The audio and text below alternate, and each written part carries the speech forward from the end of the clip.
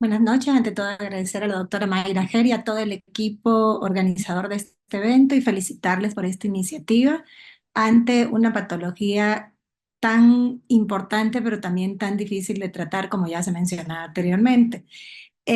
Yo les voy a hablar justamente ahora de la parte de alimentación basada en evidencia. Declaro no tener conflictos de intereses en esta presentación. Y bueno, como ya habló la doctora Ger, la obesidad es importante que tomemos en cuenta que es una enfermedad crónica basada en adiposidad, con un aumento tanto en la cantidad, una mala distribución de la misma y también alteraciones en la función que provoca un aumento de citoquinas proinflamatorias que van a llevar a una inflamación crónica de bajo grado y por ende todas las comorbilidades que ya hemos visto anteriormente. Y existen varias fases en el tratamiento que van desde la modificación del estilo de vida, farmacoterapia, procedimientos endoscópicos, cirugías que ya los hemos visto, e incluso hoy por hoy la combinación de terapias quirúrgicas con lo que es la parte farmacológica para lograr sobre todo un mantenimiento a largo plazo. Recordemos que como enfermedad crónica, cualquier tratamiento que llevemos a cabo tiene que tener una eficacia a lo largo del tiempo, pero además es para toda la vida, ¿no? Y aquí es importante tomar en cuenta que como base de cualquiera de estos tratamientos tenemos la modificación del estilo de vida, que va a consistir básicamente en actividad física, una plan de alimentación hipocalórico, terapia conductual, pero por supuesto con un seguimiento clínico de todas las comorbilidades, ya que el objetivo fundamental del tratamiento de la obesidad como exceso de grasa corporal es justamente controlar todas las comorbilidades asociadas.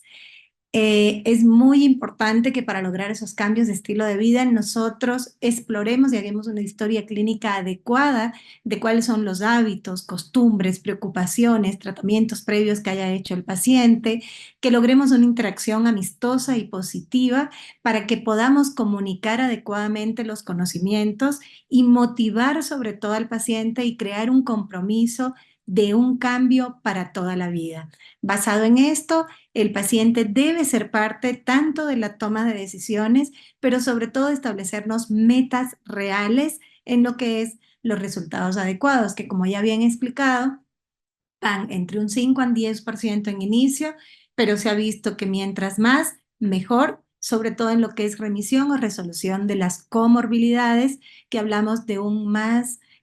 aproximadamente más del 15 y algunos estudios dicen hasta del 16% de la pérdida de peso. Y es importante que el paciente se empodere de su tratamiento para lograr alcanzar la meta propuesta. Como les decía, en la terapia de estilo de vida vamos a tener plan de alimentación, ejercicio, terapia conductual. En mi charla lo que vamos a hablar es justamente de la parte de alimentación, pero basada en evidencia. Cualquiera de nosotros que ponga en Google ahorita dietas para bajar de peso, van a encontrar milagros con dietas para perder peso, pero que no tienen un basamento científico. Y justamente el objetivo de esta charla de hoy es demostrar cómo a través de la alimentación nosotros podemos lograr resultados positivos a largo plazo siempre que lo hagamos basado en la evidencia. Cuando hablamos de la alimentación, lo más importante en cualquier tratamiento para perder peso es una dieta hipocalórica. ¿Y cómo logramos nosotros una dieta hipocalórica? Primero, conociendo cómo es la alimentación del paciente para que podamos hacer una reducción entre 500 a 700 calorías, ¿no es cierto?, de su dieta habitual y con eso lograr una pérdida de peso de 1 a 2 kilos cada 15 días. Pérdidas de peso muy rápidas también se han relacionado con pérdida de masa muscular, que no es el objetivo de nuestro tratamiento. Es importante considerar cuál es la patología o la comorbilidad asociada de cada uno de nuestros pacientes para decidir cómo sería la distribución de macronutrientes que le daremos. Está demostrado que la distribución de macronutrientes no es tan importante, es decir, cuánto le voy a dar de proteínas, de carbohidratos o de grasas, sino la adherencia que logremos al paciente, como vamos a ver más adelante. En cuanto a la actividad física, que ya se va a evaluar mañana, lo más importante es una combinación de una actividad física aeróbica de más de 150 minutos por semana, empezando paulatinamente según la condición del paciente, combinado siempre también con ejercicios de resistencia o fuerza, por lo menos 2 a 3 veces por semana y sobre todo disminuir el comportamiento sedentario. Se ha visto que incluso aquellas personas que practican actividad física, pero que tienen un comportamiento sedentario, también tienen aumentado su riesgo de mortalidad. Es importante que tanto la alimentación como el ejercicio debe ser individualizado según las características de cada paciente. Y en terapia conductual, que también se va a ver más adelante, tenemos que incluir no solo la adherencia a un plan de alimentación saludable, sino también aprender a controlar el estrés, mejorar todo lo que son los hábitos de higiene del sueño, que están demostrados que también intervienen en el riesgo de desarrollar obesidad.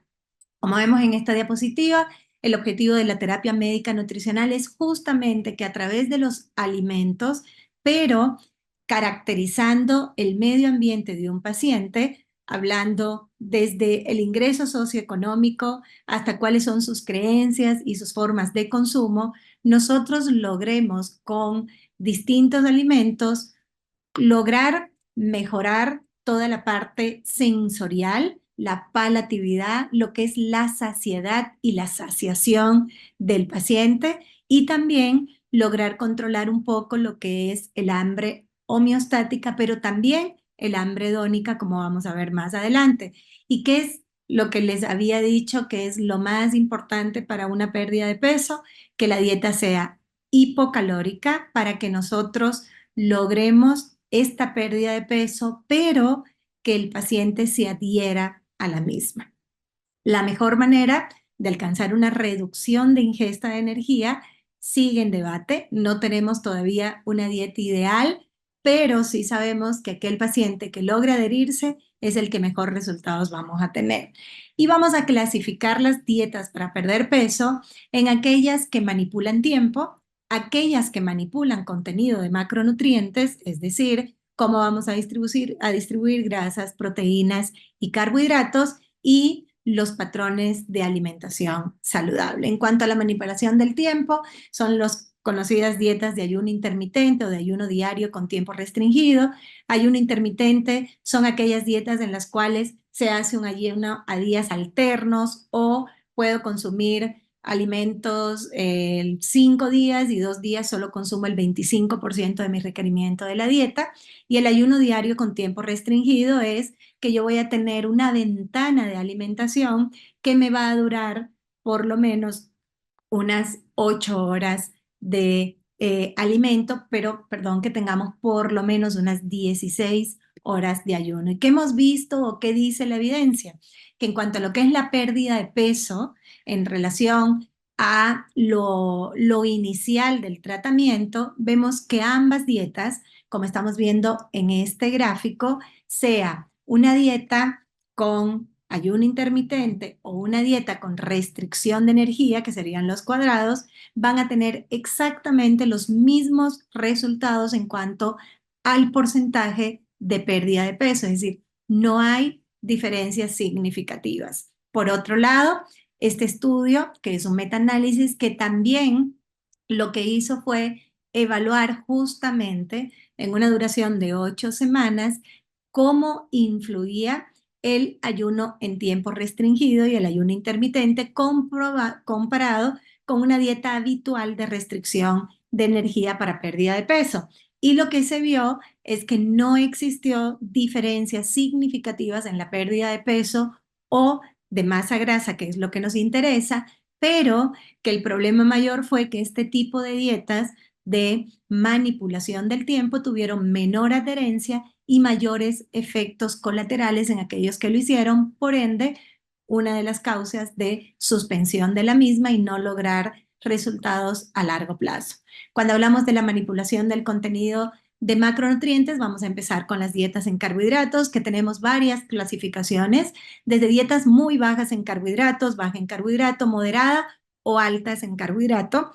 Y vamos a ver un poquito la relación de cada una de ellas. Por ejemplo, cuando hablamos de muy bajas en carbohidratos, son aquellas dietas que van a tener aproximadamente menos del 6 o 10%, que son las conocidas dieta keto, ¿sí? Tenemos también bajas en carbohidrato entre un 50 y 130, que nos va a dar entre un 10 y un 26% de la energía expensas de carbohidrato, y la moderada, que va entre 26 a 45%. ¿Y qué dice la evidencia? Este es un estudio muy interesante en el cual se combinaron dos de los estudios poblacionales prospectivos más importantes que se han hecho, que es el ARIC, en el cual se midió riesgo de aterosclerosis, y el estudio PURE, que una de las ventajas que tiene el estudio PURE es que incluyó países de bajo ingreso, como por ejemplo muchos países de Latinoamérica, incluyendo la parte de Ecuador, y fíjense que en promedio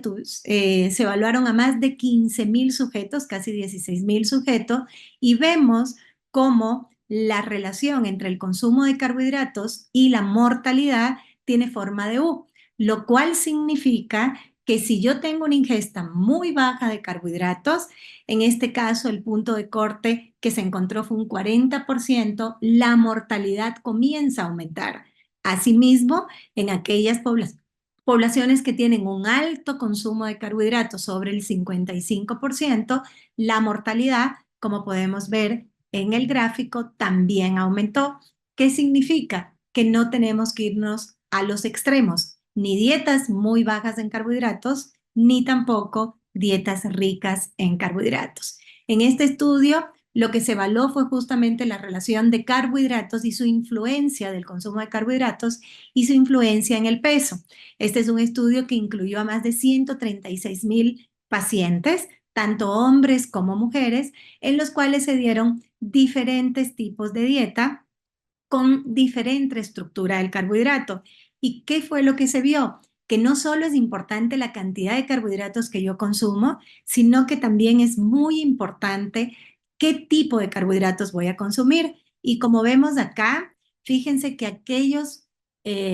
pacientes que consumían o personas que consumían carbohidratos, sobre todo de vegetales, no con poco almidón, podían tener 3 kilos menos de peso comparado con aquellos que tenían o que no tenían este consumo. Es decir, por cada 100 gramos de vegetales bajos en almidones, puedo tener menos 3 kilos en 4 años. Lo mismo la fibra, casi 1 kilo menos. Sin embargo, aquellas personas que consumían azúcares añadidas o una dieta muy rica en almidones, sobre todo almidones de absorción más rápidas, o vegetales ricos o almidonados, por cada 100 gramos podrían tener un aumento de peso que iba desde 1 a 3 kilos cada 4 años. Este otro estudio lo que evaluó fue contenido de carbohidratos, pero sobre todo lo que era presencia de fibra. Y encontraron que no hubo una variabilidad en cuanto a la pérdida de peso y la distribución de macronutrientes, pero sí en comparación con la fibra. Como vemos, en el quintil 4, aquellos que lograron mayor consumo de fibra lograron tener hasta una pérdida de casi 10 kilos con respecto a lo basal, con un consumo que iba aproximadamente entre 8 a 30 gramos de fibra. ¿Y cuál es la ventaja de la fibra? Recordemos que la fibra no solo disminuye absorción de carbohidratos, por ende hace que los niveles de glucosa postprandiales en sangre sean menor o se eleven más lentamente, disminuye también absorción de grasas, pero produce fermentación a nivel de colon, produciendo ácidos grasos de cadena corta, que van a tener un efecto no solo desde el punto de vista de salud intestinal, sino también disminuyendo los componentes o las citoquinas proinflamatorias como interleuquina 1, 6 y factor de necrosis tumoral. ¿Y qué encontraron en varios de estos estudios? Por ejemplo, aquí tenemos un metaanálisis, tenemos también un estudio prospectivo que incluyó casi 121.000 pacientes, en el cual vieron una disminución significativa de peso asociados con dietas ricas en legumbres, también una correlación inversa entre el aumento de peso y el consumo de fibra, menor grasa corporal, es decir, no solo peso, sino también grasa corporal, y la única variable en uno de los estudios randomizados a 3 semanas con ejercicio también, que fue asociada a pérdida de peso en cuanto a la alimentación, fue el consumo de la fibra en la dieta. Y todo esto lleva a una disminución de riesgo de enfermedad cardiovascular y de diabetes. Cuando hablamos en cambio de las grasas, recordemos que las grasas van a tener influencia en las hormonas intestinales, es decir, estimulan lo que son las incretinas, GLP-1 y GIP, enlenteciendo el vaciado gástrico y con todos los beneficios que esto trae, no solo a nivel gastrointestinal, sino también a nivel del metabolismo de glucosa, tanto hepático como en lo que es la parte de producción en páncreas, pero también se ha visto que cuando se utilizan triglicéridos de cadena media o de cadena larga, se va a promover más la acumulación de lípidos, ¿no? Y también estimula a nivel del eje neuronal, intestino, cerebro, hígado, produciendo hormonas reguladoras de la ingesta, produciendo una disminución de la ingesta. Y se ha visto que cuando nosotros incluimos omega 3, la pérdida de peso, pero no solo la pérdida de peso, sino el mantenimiento a largo plazo es mejor. Y está, como vemos en este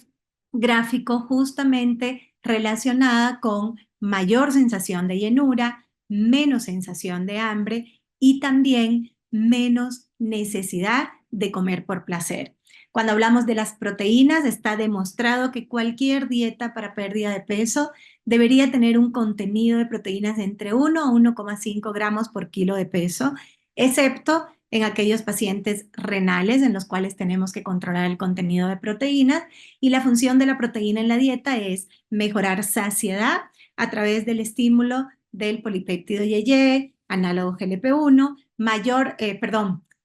incretina GLP-1, tiene mayor efecto térmico, es decir, al nosotros consumir proteína vamos a quemar más, pero además nos ayuda a preservar la masa muscular. Si comparamos dietas con diferente composición, aquí estamos comparando dietas con moderada cantidad de proteína y dietas con más ricas en proteínas, llegando incluso hasta un 25%, comparando dietas ricas en grasas con dietas bajas en grasa, lo mismo con carbohidratos, no se encontró diferencias estadísticamente significativas ni en peso ni en circunferencia de cintura, aunque sí se vio una pequeña disminución en aquellos pacientes que consumían más proteínas que menos proteínas. En cuanto a grasa no hubo diferencias y en cuanto a carbohidratos, aquellos que consumían menos carbohidratos tuvieron mejor efecto en el peso y en la circunferencia de cintura, pero sin ser estadísticamente significativa.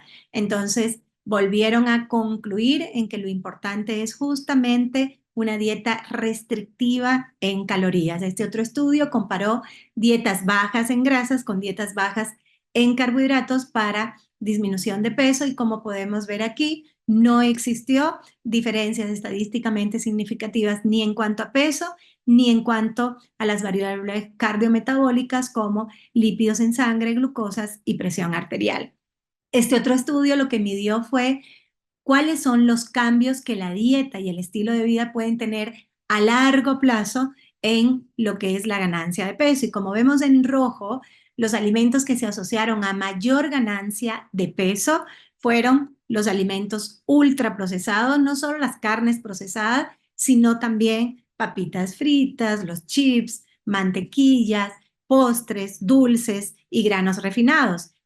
También lo que eran bebidas endulzadas y jugos de fruta y se asociaron más bien con un efecto positivo, disminución del peso, el consumo de vegetales, nueces, granos enteros, frutas, yogur y en menor proporción lo que era el queso. Y en cuanto a lo que es los alimentos ultraprocesados, pues sabemos que son alimentos con calorías vacías, mucha caloría y muy poco nutrientes, muy ricos no solo en grasas saturadas, sino también en grasas trans, también muy ricos en sal, ¿no es cierto? Y esto es lo que hace que también tenga un efecto cardiometabólico desfavorable. Pero por otra parte, se ha visto que las personas que consumen dietas ultraprocesadas tienen una ingesta calórica de 500 calorías día más, lo cual representa en 15 días casi 1 kilo de peso, porque aumentan esa sensación de necesidad de comer o el hambre hedónica. En cuanto a las bebidas azucaradas, está demostrado que el consumo de cada 250 ml por día, es decir, un simple vaso de bebidas azucaradas, aumenta peso, relación cintura-talla, grasa corporal, y 2 porciones al día versus una se asoció con un riesgo de un 35% más alto de enfermedad arterial coronaria y, por supuesto, se ha relacionado con diabetes y síndrome metabólico. Lo mismo con los jugos azucarados. Recordemos que incluso los jugos naturales sin azúcar, recordemos que al yo licuar el jugo, estoy limitando la ingesta de fibra, por ende, me da menos saciedad, voy a necesitar más cantidad de fruta para poder elaborar mi jugo, por ende, más densidad calórica y, por ende, más azúcar. Y los estudios han demostrado, este es un estudio a 18 meses de seguimiento, que reemplazar incluso las bebidas dietéticas por agua mejoran la pérdida de peso y el mantenimiento a largo plazo. Es decir, que el agua es la mejor fuente de hidratación que podemos tener. ¿Y cómo nosotros podemos resumir todo esto que hemos visto de la influencia de los alimentos en la dieta? A través de patrones de dieta saludable, como la dieta mediterránea, que todos conocemos. Es una dieta que incluye verduras, frutas, legumbres, cereales integrales, frutos secos, aceite de oliva y como predominio de fuentes de proteína animal el pescado, limitando carnes grasas con consumo moderado de lácteos y evitando todo lo que son cereales refinados o azúcar sobreañadida. Este tipo de dieta ha demostrado una pérdida de peso, como podemos ver aquí, estadísticamente significativa cuando se asocia este patrón de dieta a una disminución o restricción en cuanto a la energía combinado con actividad física. Y aquí tenemos todos los efectos potenciales de la dieta mediterránea, no solo en peso, sino también disminuyendo inflamación, mejorando presión arterial, disminuyendo todo lo que son los factores de colesterol, triglicéridos, mejorando el HDL y también mejorando lo que es la sensación de llenura, porque son dietas muy ricas en fibra y no solo me disminuyen la obesidad abdominal, sino también la resistencia a la insulina, dislipidemia y presión arterial. Otro enfoque saludable, tenemos a la dieta DASH, que es muy similar a la dieta mediterránea. La mayor diferencia es que en la dieta DASH incluyen 2 porciones de lácteo al día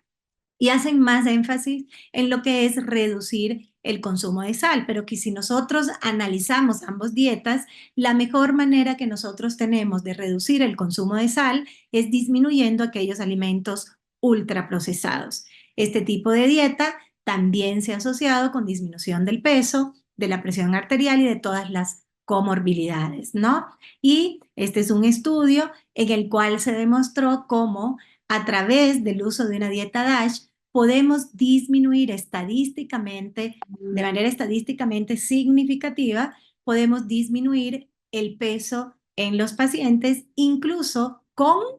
o sin restricción de energía, con mejores resultados en aquellos en los cuales se ha hecho restricción energética. Y otra parte súper importante en el control del peso, además de un patrón de dieta saludable, es el control de porciones. Lamentablemente, cada vez hay más promoción de mientras más grande mejor y los famosos combos en los cuales aumentan justamente aquellos alimentos que son más ultraprocesados, que son más ricos en grasas, con mayor densidad energética y en porciones más grandes a menor costo. Aquí es donde nos puede ayudar, junto con un patrón de dieta saludable, un método del plato, en el cual para controlar porciones, la mitad del plato incluiríamos vegetales y la otra mitad dividimos un cuarto para lo que es la fuente de proteína, otro cuarto para la fuente de almidón y como principal fuente de postre, por decirlo de alguna manera, lo que son las frutas y para beber netamente agua.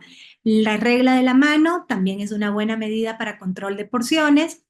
tomando en cuenta que la palma de la mano sería la cantidad que nosotros le mandaríamos al paciente a consumir de proteínas, el puño cerrado la cantidad que requiere de almidones o carbohidratos, las dos manos juntas la cantidad de ensalada y esto nos puede dar una idea para que el paciente sepa cuáles son sus porciones adecuadas. Si el paciente requiere disminuir peso, probablemente tengamos que hacer una reducción adicional de esas cantidades. Y para terminar,